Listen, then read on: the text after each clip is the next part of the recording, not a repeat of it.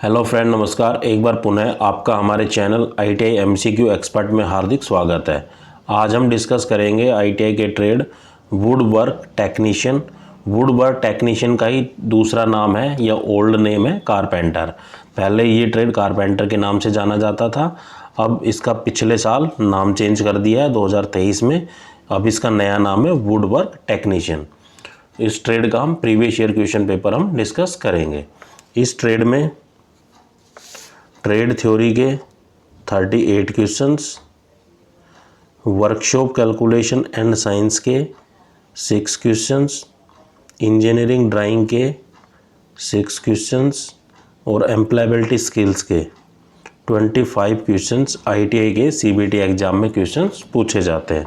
तो साथियों, आपके एग्ज़ाम में टोटल 75 क्वेश्चन पूछे जाएंगे तथा प्रत्येक क्वेश्चन है वो 2 अंक या 2 मार्क्स का रहेगा। तथा इसके अलावा अगर आप इस ट्रेड से रिलेटेड किसी अन्य कंपटीशन एग्ज़ाम की तैयारी कर रहे हैं तो भी ये क्वेश्चन पेपर या प्रीवियस ईयर क्वेश्चन पेपर आपके लिए काफ़ी हेल्पफुल रहेगा। क्योंकि ट्रेड थ्योरी को आपने बुक से कितनी बार ही क्यों ना पढ़ लिया हो, लेकिन जब तक आप MCQ क्वेश्चंस या प्रीवियस ईयर क्वेश्चन पेपर नहीं लगा लेते हैं तब तक आपको यह आइडिया नहीं लगता है कि एग्ज़ाम में कैसे और किस तरीके से क्वेश्चंस पूछे जाते हैं और इनके अकॉर्डिंग हम अपनी आगामी परीक्षा की तैयारी कर सकते हैं। तथा साथियों, इसके अलावा इस ट्रेड से रिलेटेड अगर आपको और वीडियो देखनी है तो आप मेरे चैनल की प्लेलिस्ट में जाकर वुड वर्क टेक्नीशियन या कारपेंटर के फोल्डर में जाकर इस ट्रेड की सभी वीडियो को आप देख सकते हैं। अगर आप पहली बार मेरे चैनल पे आए या अभी तक आपने मेरे चैनल को सब्सक्राइब नहीं किया तो प्लीज़ सब्सक्राइब करें तथा बेल आइकन पर क्लिक कर नोटिफिकेशन को ऑन कर लें, ताकि जब भी मैं कोई नया वीडियो डालूँ तो नोटिफिकेशन आप तक जल्द से जल्द पहुँच जाए। तो चलिए बिना किसी देरी के आज की वीडियो को हम शुरू करते हैं। तो आज का हमारा फर्स्ट क्वेश्चन है, which material is use to make a ripsaw blade. Ripsaw blade बनाने के लिए किस सामग्री का उपयोग किया जाता है।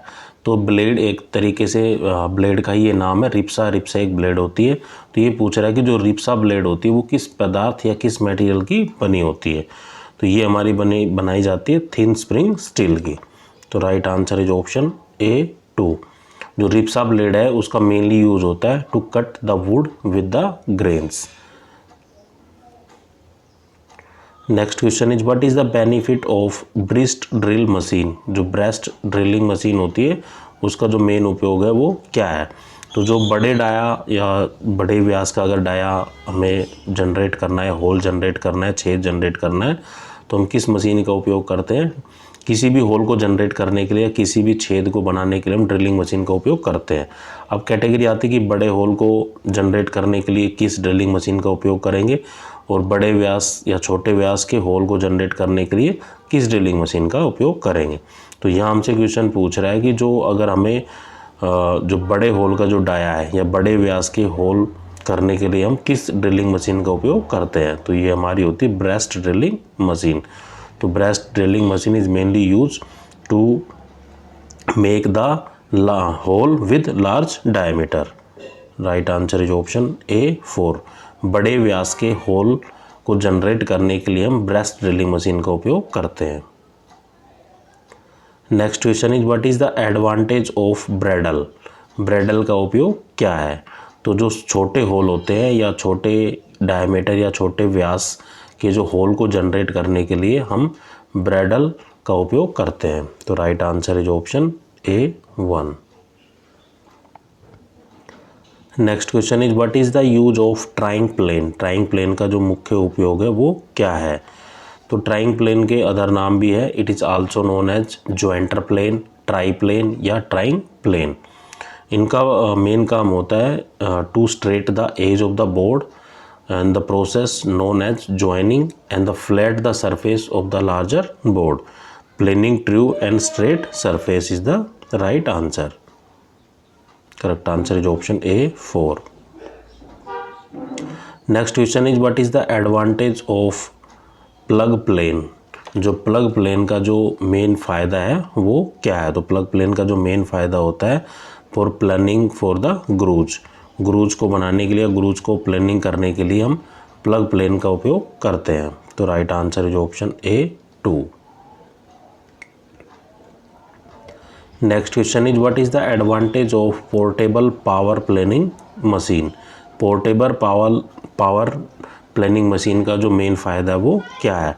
तो to smooth the surface of the wood, जो लकड़ी की जो सतह है उसको चिकना बनाने के लिए या फ्लैट या समतल बनाने के लिए हम पोर्टेबल पावर प्लानिंग मशीन का हम उपयोग करते हैं। तो राइट आंसर है ऑप्शन ए 4।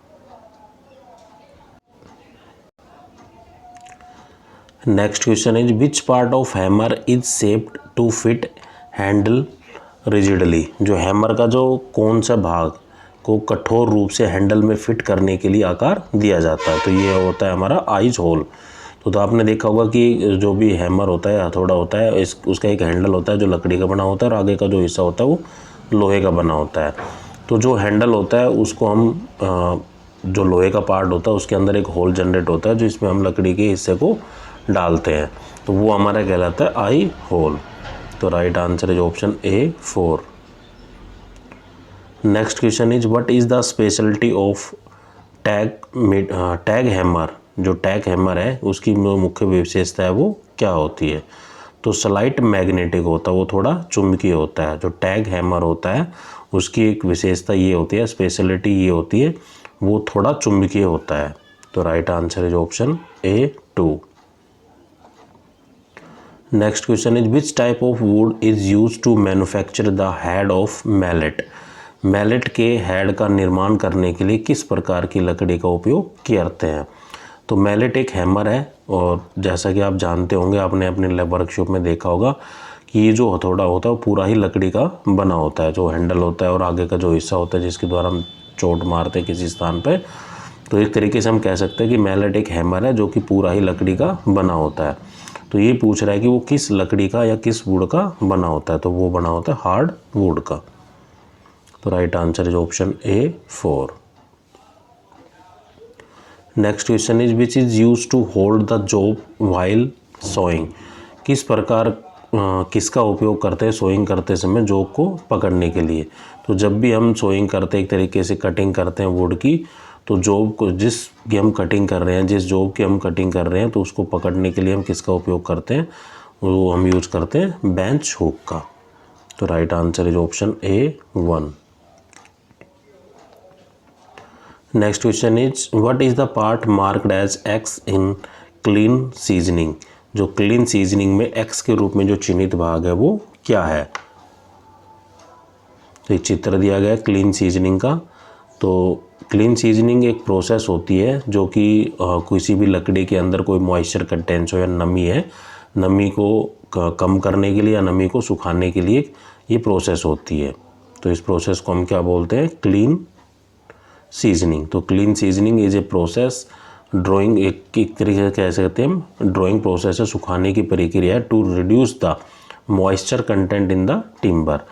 लकड़ी के अंदर जो जितनी भी नमी होती है, मॉइस्चर कंटेंट होता है, उसको कम करने के लिए हम इस प्रोसेस या इस क्लीन सीजनिंग का उपयोग करते हैं। तो जो चित्र में जो एक्स दिखाया गया है, यह जो जैसा कि आप देख पा रहे हैं जो आउटर पोर्शन दिखाया गया है, तो एक्स वो क्या है? ब्रिक वॉल है, ईंटों की एक दीवार है। तो right answer is option A 3। Next question is what is the formula for the percentage of moisture content in timber. लकड़ी में नमी की मात्रा के प्रतिशत का सूत्र क्या है? तो इसके जो प्रतिशत का जो सूत्र होता है वो होता है, इसका जो राइट आंसर है वो है A4। तो यहाँ MC का जो MC लिखा हुआ है, MC stand for moisture content, और जो W है, W stand for wet soil weight, जो सोयल का वेट है अगर वो गिल्ली है। तो यहाँ D stand for dry soil weight. तो ये जो मॉइस्चर कंटेंट निकालने का जो फॉर्मूला होता है वो होता है weight soil weight minus dry soil weight to the या divide by dry soil weight, और परसेंटेज को निकालने के 100 से मल्टीप्लाई करते हैं। तो correct answer is option A4। Next question is what is the name of seasoning. Seasoning का नाम क्या है? तो हमें एक चित्र दिया गया है और हमसे ये पूछा गया है कि जो सीजनिंग है ये प्रोसेस क्या है? कि इसका हम सीजनिंग एक प्रोसेस होती है जिसके अंदर हम लकड़ी के अंदर से नमी को ख़त्म करते हैं या उसकी नमी की मात्रा को कम करते हैं। तो ये जो चित्र दिया गया है वो किस सीजनिंग का है, वो है एयर सीजनिंग। तो right answer is option A1। Next question is which timber is use to avoid the crack and knot. दरारों और गांठों से बचने के लिए किस टिम्बर का उपयोग करते हैं। तो जो ऐसी कोई लकड़ी हो या ऐसी कोई टिम्बर हो जिसके अंदर कोई जैसे कोई गांठ ना हो, कोई क्रैक ना हो, कोई दरारें ना हो, तो ऐसी लकड़ी है वो क्या कहलाती है, वो कहलाती है quality of the good timber. अगर ऐसी लकड़ी जिसके अंदर कोई गांठ नहीं, कोई क्रैकिंग नहीं है, बहुत ही अच्छी लकड़ी है, तो इसका मतलब उसकी क्वालिटी है वो बहुत ही गुणवत्ता है, बहुत ही अच्छी है। तो right answer is option A4, the quality of the good timber.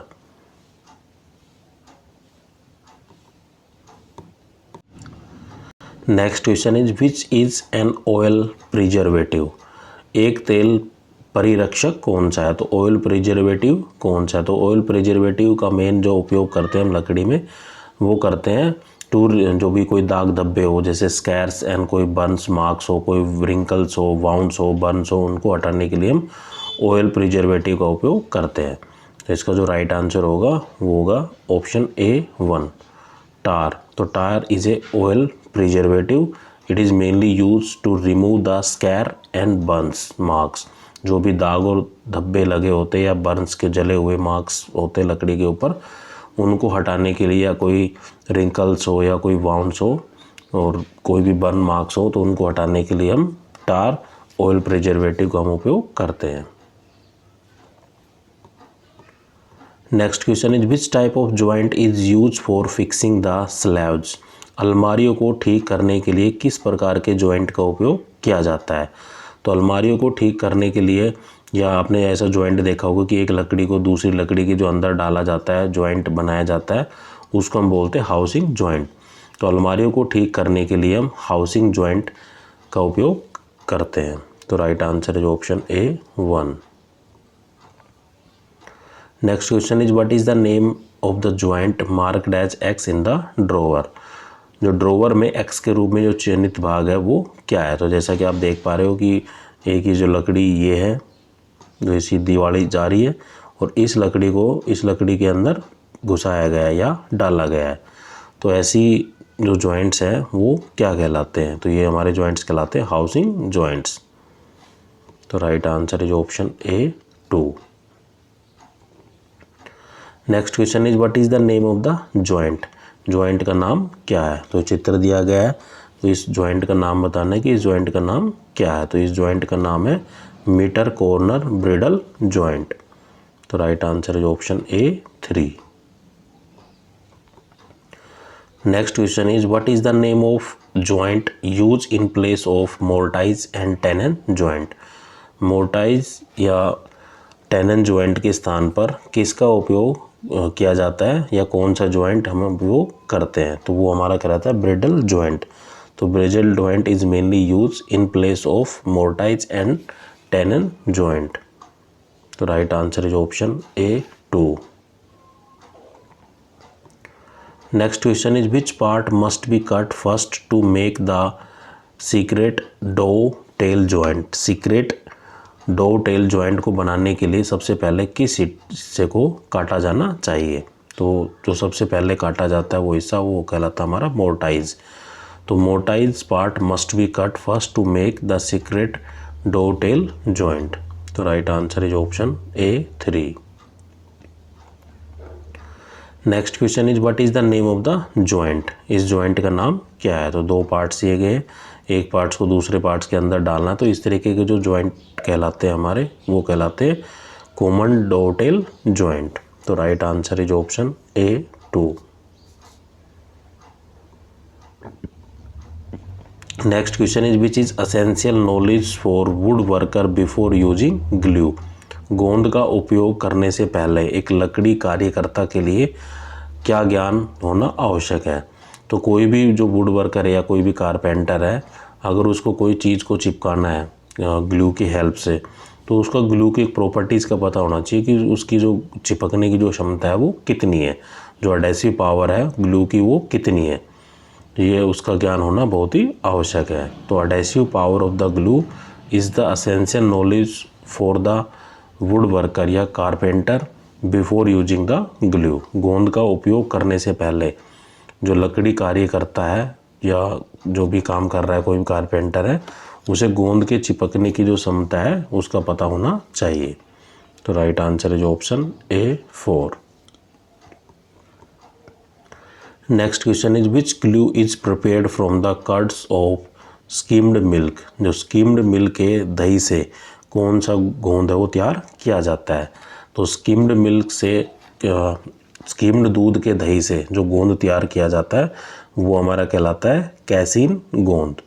तो कैसीन गोंद का जो उपयोग करते हैं ज़्यादातर हम वुड वर्किंग में करते हैं। जो भी लकड़ी के काम होते हैं, लकड़ी को आपस में जोड़ना हो, पेपर हो गया, एक तरीके से जो बुक बाइंडिंग की जाती है वो भी इसकी हेल्प से ही की जाती है।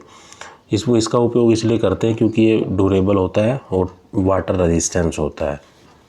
तो right answer is option A 2। Next question is how much time A casein glue should be consume at most. Casein गोंद की जो अधिकतम है वो कितने समय तक सेवन करना चाहिए। तो जो कैसीन ग्लू है अगर एक बार आपने ओपन कर दिया, उसको जो कंज्यूम करने का जो टाइम होता है वो होता है 8 आवर्स। 8 घंटे के अंदर ही हमें कंज्यूम करना होता है। तो right answer is option A 4। Next question is which type of fastener is use at given edge. दिए गए किनारों पर किस प्रकार के फास्टनर का उपयोग किया जाना चाहिए। तो ये चित्र दिया गया है और इस पर जो करेक्ट आंसर है वो है डोवल पिन एट एज। किनारों पर dowel pin. Right answer is option A 1।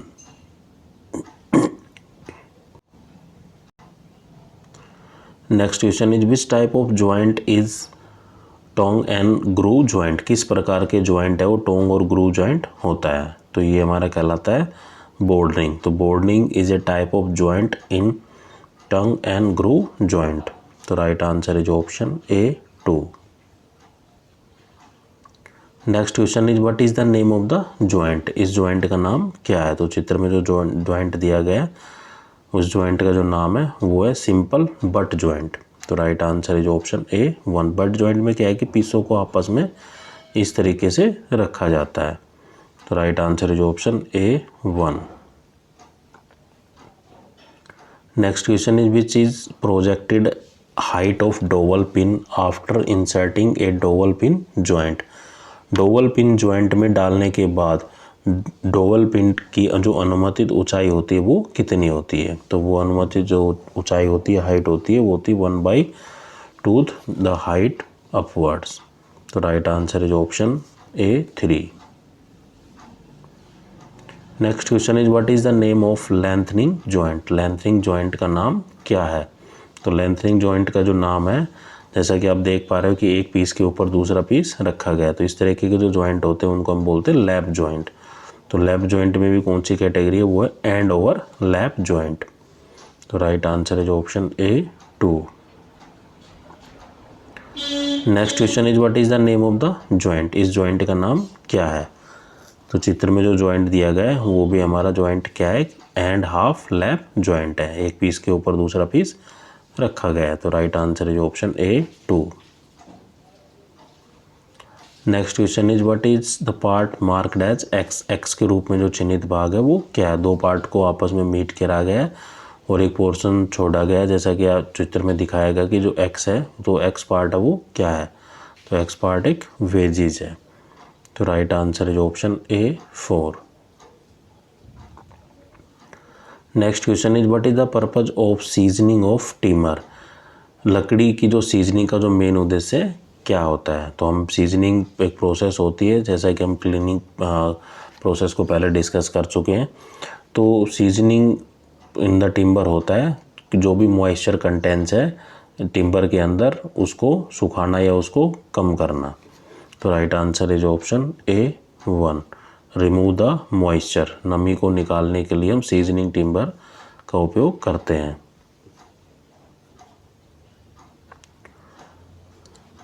Next question is which preservative is use for fencing post, telegraph poles and floor joints. Fencing pole, telegraph pole और floor joints के लिए किस परिरक्षक का उपयोग करते हैं? तो जो प्रिजर्वेटिव्स होता है वो होता है हमारा मिट्टी का तेल या केरोसिन ऑयल। तो right answer is option A 1।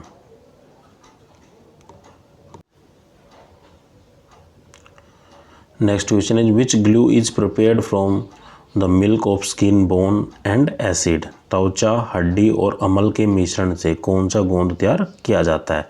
तो ये होता है हमारा एनिमल ग्लू। तो animal glue is prepared from the mixture of skin, bone and acid. तो right answer is option A 1। Next question is what is the name of the joint. Joint का नाम क्या है? तो आपस में दो लकड़ियां उनको जोड़ना है, तो इस तरह का जो जॉइंट कहलाता है वो कहलाता है लैप्ड डो टेल। तो right answer is option A 3। Next question is what is the advantage of seasoning of timber. Seasoning of timber का जो मेन फ़ायदा या उद्देश्य है वो क्या है? तो पहले हम बता चुके हैं, अगर किसी भी टिम्बर के अंदर अगर हमें मॉइस्चर को हटाना है, एक तरीके से ड्राइंग प्रोसेस होती है सीजनिंग, तो उससे क्या है कि कोई भी लकड़ी में कोई नमी नहीं रहेगी, तो उसकी जो स्ट्रेंथ है, वो हार्डनेस है, वो इम्प्रूव होती है, उसकी शक्ति और कठोरता में सुधार आता है। तो right answer is option A 3। Next question is which is the property of sports goods and wooden floors. खेल के सामान और लकड़ी के फर्श के लिए कौन सा गुण है? तो जो भी आपने देखा होगा कि बहुत सी जगह जो फर्श होती है वो कई जगह लकड़ी की बनाई जाती है, और कोई भी जो स्पोर्ट्स के आइटम है जैसे हॉकी है, क्रिकेट में जो बैट होता है, तो और भी ऐसे स्पोर्ट्स हैं जिसके अंदर ज़्यादातर लकड़ी का उपयोग करते हैं। तो उसमें उन लकड़ियों में क्या होनी चाहिए? इलास्टिसिटी होनी चाहिए। अगर इलास्टिसिटी नहीं होगी तो उसके जो फ्लेक्सिबिलिटी नहीं होगी एक तरीके से, तो उसका हार्ड होगी तो उससे टूटने का खतरा रहता है। तो कोई भी जो लकड़ी होती है जो फ्लोर पर बिछाई जाती है या स्पोर्ट्स जो खेल का जो सामान बनाने के लिए जिस लकड़ी का उपयोग करते हैं उसके अंदर इलास्टिसिटी होनी चाहिए। तो right answer is option A 1। Elasticity का सिंपल सा मतलब मैं आपको बता देता हूँ। मान लो सपोज करो एक रबड़ है, मैंने इस तरफ से इसको खींचा, इस तरफ से इसको खींचा, खींचने के बाद क्या हुआ, इस तरीके से उसकी लेंथ है वो इंक्रीज हो गई है और डायमीटर है वो घट गया है। तो जैसे ही मैं इस फोर्स को यहाँ से हटाऊंगा तो ये जो रबड़ है वो अपनी शेप को रीगेन कर लेगा, उस इसी फॉर्म में दोबारा आ जाएगा। तो इसका मतलब रबड़ के अंदर क्या है? इलास्टिसिटी है। तो इलास्टिसिटी का सिंपल सा मतलब है कि जब भी हम फोर्स को हटाते हैं किसी भी ऑब्जेक्ट से, तो वो अपनी शेप को, जो ओरिजिनल शेप को गेन कर ले या ओरिजिनल शेप को प्राप्त कर ले, तो इसका मतलब उस मटेरियल के अंदर बहुत ज़्यादा इलास्टिसिटी है। Next question is which category of joints is use for increase the width. चौड़ाई बढ़ाने के लिए किस श्रेणी के जॉइंट का उपयोग करते हैं?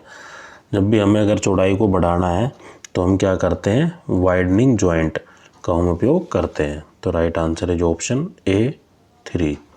तो साथियों ये थे 38 क्वेश्चंस हमारे ट्रेड थ्योरी के। जो अब जो क्वेश्चन आएंगे वो हमारे 6 क्वेश्चन आएंगे वर्कशॉप कैलकुलेशन एंड साइंस के। तो वर्कशॉप कैलकुलेशन साइंस का हमारा फर्स्ट क्वेश्चन है what will be the RPM of smaller gear if 180 mm diameter message with 60 mm diameter gear and the bigger gear make 60 rpm। यदि 180 millimetre व्यास वाला gear 60 millimetre व्यास वाले gear के साथ जोड़ा जाता है तथा बड़ा गियर की जो आरपीएम है वो 60 है, तो छोटे गियर की जो आरपीएम है वो क्या होगी? इसका जो सिंपल सा फॉर्मूला है मैं आपको बता देता हूँ। ये होता है N1/N2 is equal to D2/D1। तो D1 क्या है, D2 क्या है, N1 क्या है, N2 क्या है, वो मैं आपको बता देता हूँ। तो D1 क्या है? जो diameter of the smaller gear. N1 क्या है? The speed of the smaller gear. D2 क्या है? Diameter of larger gear. और स्पीड N2 क्या है? Speed of the larger gear. तो ये फॉर्मूला हमें यूज करना है। तो यहाँ हमसे क्या क्या दिया हुआ है? हमें दिया गया है D1 जो छोटा जो गियर है उसका जो डायमीटर है वो दिया गया है 60 mm। इसी तरीके से जो diameter of the larger gear is दिया गया है वो दिया गया है 180 मिलीमीटर। और हमें दिया गया है बिगर गियर हैव 60 RPM, तो ये हमें दिया गया है N2, तो N2 कितना दिया गया है 60, the speed of the larger gear. तो और हमसे पूछा गया है what will be the speed of the smaller gear, तो इन वैल्यू को उस फॉर्मूले के अंदर हम पुट कर देंगे। तो जो हमारा फॉर्मूला था वो था N1/N2 is equal to D2/D1। तो यह N1 हमें निकालना है, D2 उसने दिया हुआ है 60 और N2 दिया गया है 60, D2 है 180 और D1 है 60, तो ये 60 से 60 कट जाएगा, तो N1 की वैल्यू कितनी आ गई 180। तो right answer is option A4। Next question is convert the 0.456 decimal fraction into the percentage. 0.456 दशमलव भिन्न को प्रतिशत में बदलिए। तो इसको प्रतिशत में बदलने के लिए क्या करते हैं हम, तो सबसे पहले हम डेसिमल पॉइंट है दशमलव को हटाएंगे, तो 456 जब भी हम दशमलव को हटाएंगे तो क्या आएगा डिवाइड बाई 1000। परसेंटेज को निकालने के लिए हम क्या करते हैं 100 से मल्टीप्लाई करते हैं, तो 100 से 100 क्रॉस हो जाएगा, तो 456 को जब हम 10 से डिवाइड करेंगे तो जो हमारा आंसर निकल के आएगा वो आएगा 45.6%। तो जो करंट आंसर होगा हमारा वो होगा option A1। Next question is which metal contain iron as a major content. इनमें से किस धातु में मुख्य सामग्री के रूप में लोहा होता है। तो हमारी दो तरह की मेटल होती है, एक होती है फेरस मेटल, एक होती है नॉन फेरस मेटल। तो फेरस मेटल वो मेटल होती है जिसके अंदर लोहे की मात्रा है वो अधिक पाई जाती हो, नॉन फेरस मेटल वो होती है जिसके अंदर लोहे की मात्रा ना के बराबर पाई जाती हो। तो ये हमसे पूछ रहा है कि किस सामग्री की जो धातु होती है किसमें जो एज ए मेजर कंटेंट लोहा पाया जाता है, तो ये पाया जाता है फेरस मेटल या लोह धातु के अंदर। तो राइट आंसर है option A4। Next question is which property of metal has its power to return to the original shape after the applying force is release. धातु का वह कौन सा गुण बल लगाने पर विरूपित और बल हटाने पर वापस अपने पूर्व अवस्था में आने की क्षमता रखता है। तो ये मैं पहले ही डिस्कस करता हूँ। इसका जो करेक्ट आंसर है वो है इलास्टिसिटी। इलास्टिसिटी क्या होती है, अगर मान लो कोई रबड़ है, हमने ऐसे वो फोर्स लगाई, तो फोर्स लगाने के बाद क्या है कि उसके जो लेंथ है वो इंक्रीज हो जाएगी, डायमीटर है वो घट जाएगा। तो जैसे ही मैं फोर्स को यहाँ से रिमूव करूँगा तो ये रबड़ के अपनी ओरिजिनल शेप में आ जाएगा। तो इसका मतलब इस मटेरियल के अंदर क्या है इलास्टिसिटी है या प्रत्यास्थ है। Right answer is option A3। Next question is which iron या which cast iron can not be weld. इनमें से कौन सा ढलवा लोहे की वेल्डिंग नहीं की जा सकती। तो जो वाइट कास्ट आयरन होता है उसकी हम वेल्डिंग नहीं कर सकते। तो right answer is option A2।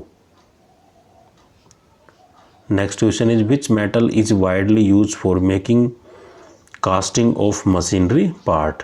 Machinery भागों की ढलाई बनाने के लिए किस धातु का व्यापक रूप से उपयोग किया जाता है। तो ये होता है ग्रे कास्ट आयरन। तो grey cast iron is widely use for making the casting of machinery parts. तो right answer is option A1। तो ये थे 6 क्वेश्चन हमारे वर्कशॉप कैलकुलेशन एंड साइंस के। अब जो क्वेश्चन आएंगे वो आएंगे हमारे इंजीनियरिंग ड्राइंग के। तो इंजीनियरिंग ड्राइंग में क्या है कि किसी भी मटेरियल के लिए कुछ सिंबल्स यूज किए जाते हैं। तो ज़्यादातर ड्राइंग में हम सिंबल्स का ही उपयोग करते हैं और सिंबल्स क्या स्टैंडर्ड होते हैं, उनको हमें मेमोराइज या याद करना ही होता है। तो identify the conventional symbol of the material. सामग्री के पारंपरिक प्रतीक को पहचानने। तो हमें पहचानना है कि ये जो किसका एक सिंबल है, तो ये जो सिंबल है वो एक स्टैंडर्ड है किसके लिए, स्टील या इस्पात के लिए। तो right answer is option A2। Next question is identify the conventional symbol of the material. सामग्री के पारंपरिक प्रतीक को पहचानिए। तो इसी तरीके से ये जो डायग्राम दिया गया है किसका सिंबल है, ये सिंबल है ग्लास के लिए, कांच के लिए। तो right answer is option A4। Next question is identify the conventional symbol of the material. सामग्री के पारंपरिक प्रतीक को पहचाने। तो ये जो सिंबल होता है ये होता है किसके लिए, कंक्रीट या ठोस पदार्थ के लिए। तो right answer is option A4। Next question is what is the trimmed size of A4 seat. A4 seat का जो ट्रिम साइज है वो क्या है। तो मैं आपको कैलकुलेट, क्योंकि आप कोई भी, अगर मैं आपसे यही कह दूं कि ये मान लो सपोज करो ये A0 का है, ये A1 का है, ये A2 का है, ये A3 का है, तो क्या आप इनको याद कर पाएंगे। कर भी पाएंगे तो थोड़े समय तक आपको याद रहेगा, फिर भूल जाएगा कि 841 आगे था कि पीछे था, 297 आगे था पीछे था, या किसका था, A2 में था कि A1 में था। तो आपको कुछ याद नहीं रखना, मैं एक कैलकुलेशन बताता हूँ आपको, केवल एक चीज़ आपको याद रखनी है। A0 का साइज़ है वो आपको याद रखना है। तो A0 का जो साइज़ होता है वो होता है 841 गुणा में 1189। सिंपल, आपको केवल ये याद रखना है कि A0 का जो साइज़ होता है वो होता है 841 गुणा में 1189। जो भी कैलकुलेशन होती है सारी हमारी mm के अंदर या मिलीमीटर के अंदर है। तो अगर हमें A1 का जो साइज़ निकालना है तो हम क्या करेंगे, हमें जो पीछे जो दिया गया है उसको हम 2 से डिवाइड या 2 से भाग करेंगे और राउंड ऑफ लेना है, अप्रोक्स लेना है। तो 2 से डिवाइड करेंगे तो 2 5 10, 2 9 में 18 और 2 चौक 8। तो हमें राउंड ऑफ लेना है, पॉइंटों को छोड़ देना है। अब जो आगे दिया गया है उसको हमें पीछे लिख देना है। तो ये जो 594 गुणा में 841 जो साइज़ निकल के आया वो किसका साइज़ आया, वो आया A1 का। इसी तरीके से अगर मुझे A2 का साइज़ निकालना है, वही प्रोसेस फॉलो करूँगा मैं। पीछे का 841 है तो उसको 2 से डिवाइड करूँगा, तो 2 चौक 8, 2 दूनी 4, ना जाने की 0। इस तरीके से जो आगे लिखा हुआ है उसको मैं पीछे लिख दूँगा। तो ये जो साइज़ निकल के आया वो आया A2 का। तो इसी तरीके से अगर A3 का निकालना तो इसको 2 से डिवाइड करूँगा और इसको पीछे लिख दूँगा। तो ये केवल आपको A0 का साइज़ याद रखना है कि A0 का जो साइज़ होता है वो होता है 841 गुणा में 1189। A1 का साइज़ निकालने के लिए पीछे वाले को 2 से डिवाइड करेंगे, आगे लिख देंगे, और जो आगे लिखा गया है पहले वाले में उसको पीछे लिख देंगे। तो इसी तरीके से हम कैलकुलेशन करते हुए जाएंगे। A3 A4 A5 A6 किसी भी साइज़ का जो पेपर सीट है उसका हम साइज़ निकाल सकते हैं। तो इसका जो करेक्ट आंसर होगा वो होगा 210 गुणा में 297। जो A4 सीट का जो साइज़ होता है वो होता है 210 गुणा में 297, और ये सारी कैलकुलेशन होती है हमारी मिलीमीटर के अंदर। Next question is which drawing dimension is correct as per IS standard. IS standard के अनुसार जो हमारी जो ड्राइंग की जो आयाम है या जो भी डायमेंशन हम ड्रॉ करते हैं वो कौन सा सही है। तो राइट आंसर ऑप्शन A1। क्यों सही है वो बताता हूँ कि जो भी अगर हमें हॉरिजॉन्टल डायमेंशन है, जैसे ये हॉरिजॉन्टल डायमेंशन है, ये हमारी वर्टिकल डायमेंशन है। अब हॉरिजॉन्टल डायमेंशन के ऊपर जो नंबरिंग की जाती है वो हॉरिजॉन्टल ही की जाती है और लाइन के ऊपर की जाती है।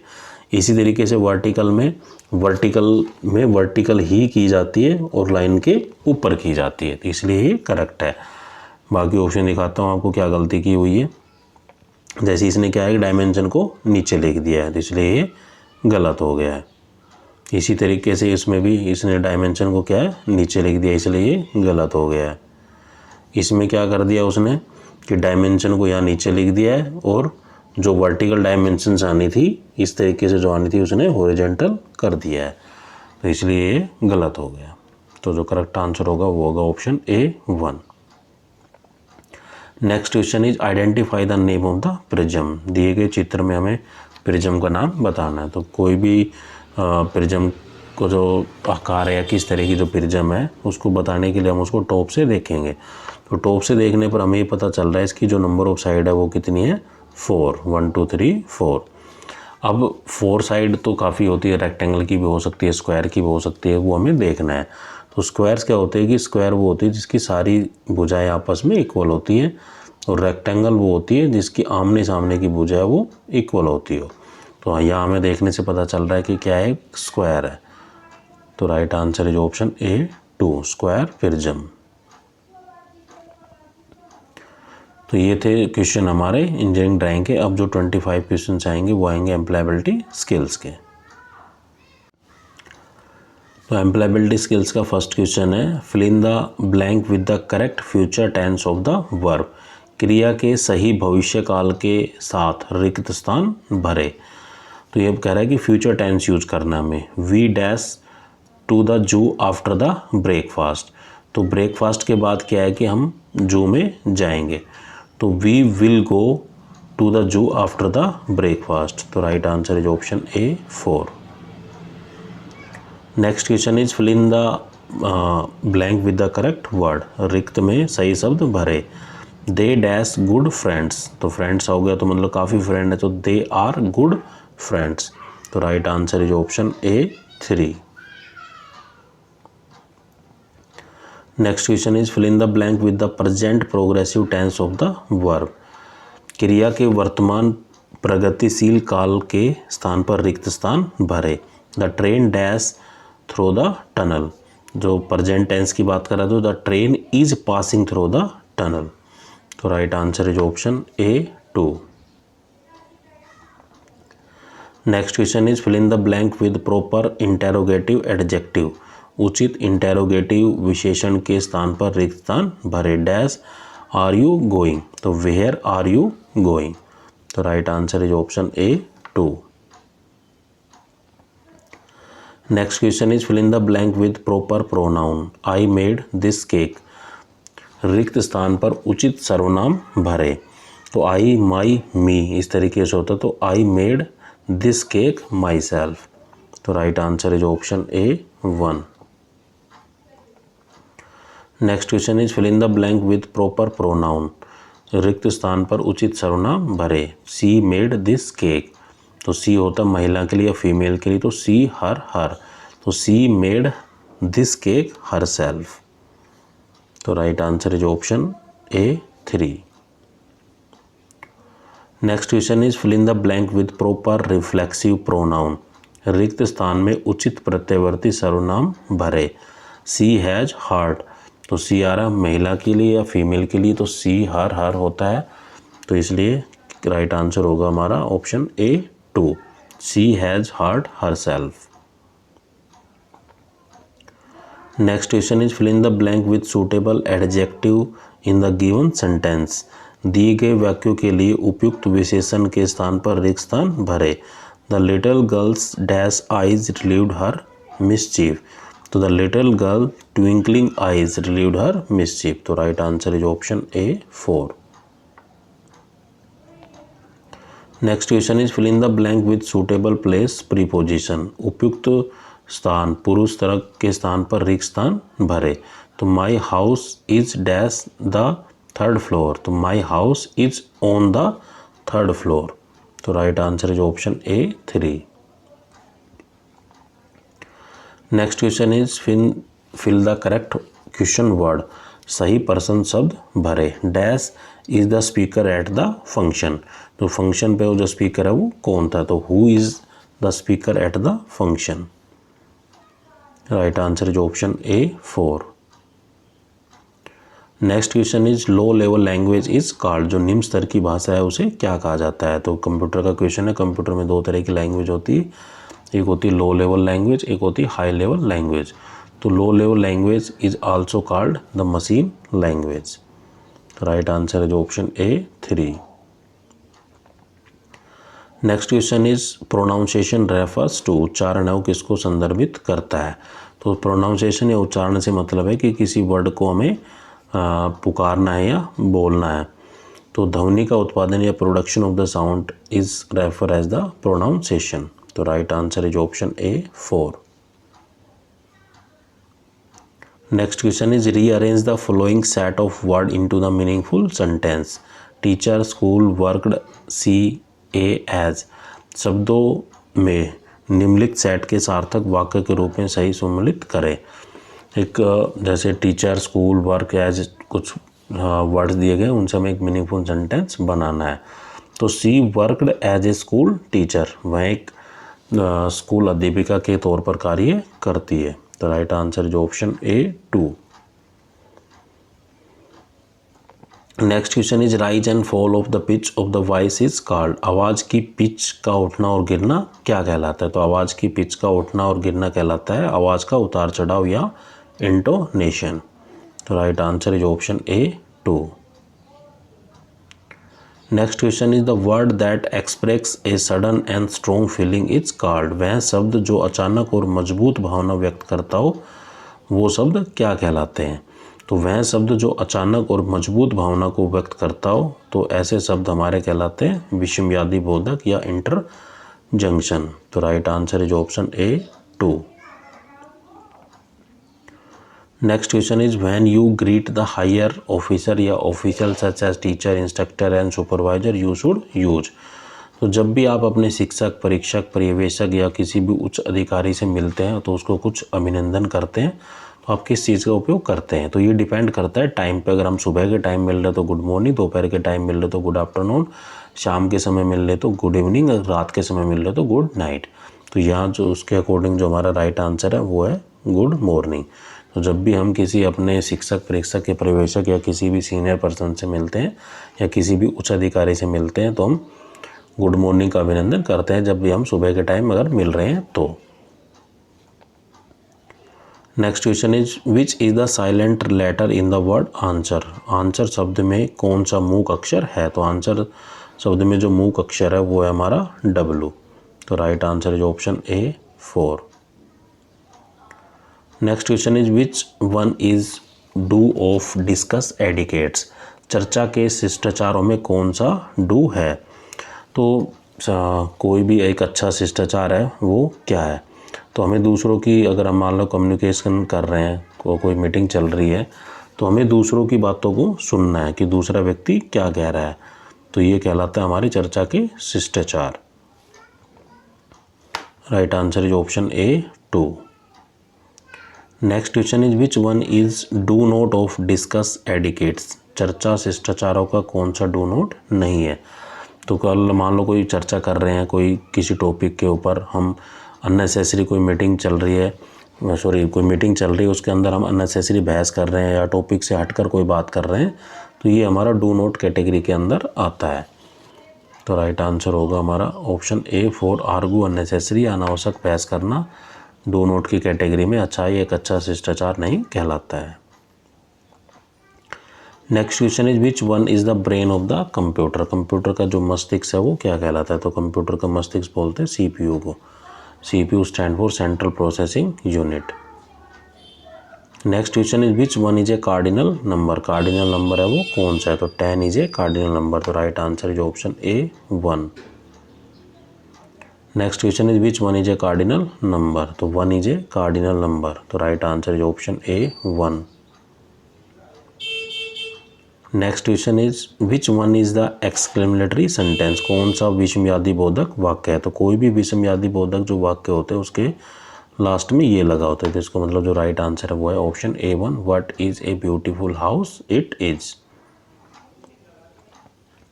Next question is which one is active voice. जो सक्रिय आवाज़ है वो कौन सी है। जो जैसे कि आपने इंग्लिश में पढ़ा होगा एक्टिव वॉइस को पैसिव वॉइस या पैसिव वॉइस को एक्टिव वॉइस। तो जब भी हम एक्टिव वॉइस से पैसिव वॉइस के अंदर कोई भी सेंटेंस को चेंज करते हैं तो उसके बीच में क्या आता है, बाई आता है। इसलिए जो हमारा करेक्ट आंसर होगा, ये हमसे पूछा गया एक्टिव वॉइस, ये सब चीज़ें आती है पैसिव वॉइस में। तो Ram has pass the exam, तो ये जो सेंटेंस है ये क्या है, एक्टिव वॉइस सेंटेंस है। Next question is which one is a passive voice. Passive voice sentence है वो कौन सा है। तो मैंने कहा था कि एक्टिव वॉइस को जब भी पैसिव वॉइस में चेंज करते हैं तो लास्ट में क्या आता है, बाई आता है। बाई यस वो डिपेंड करता है कि बाद में क्या आ रहा है। तो her birthday was celebrated by us, तो ये जो सेंटेंस है ये एक पैसिव वॉइस सेंटेंस है। तो right answer is option A 3। तो साथियों आपको मेरा वीडियो कैसा लगा कमेंट करके ज़रूर बताइए। अगर आपका कोई क्वेश्चन है तो आप मुझे कमेंट कर पूछ सकते हैं। Thank you. जय हिंद।